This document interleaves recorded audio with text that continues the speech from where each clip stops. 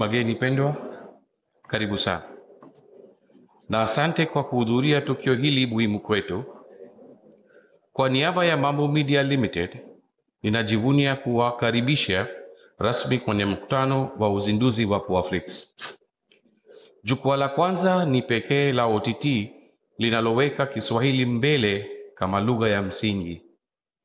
Leo hatuzindui tu huduma ya kidijitali, bali tunaanzisha jama mpya ya simulizi za Kiswahili, ubunifu wa maudhui ya ndani na fahari ya kitamaduni ya kidijitali. PoaFlix imezaliwa kutokana na imani rahisi lakini yenye nguvu kwamba lugha yetu, hadithi zetu na waombaji wetu wanastahili jukwaa la kimataifa. Kwa muda mrefu, maudhui ya Kiswahili yamekuwa pembeni ya majukwaa ya kimataifa.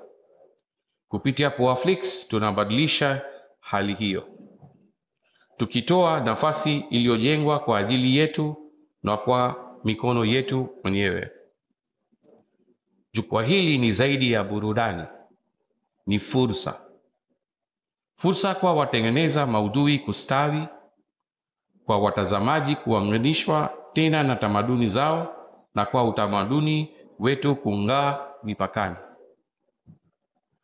Asante kwa kusimama nasi katika mwanzo wa kile tunachoamini kuwa ni hatua ya kihistoria katika sekta ya media ya kidijitali Tanzania na Afrika Mashariki kwa ujumla.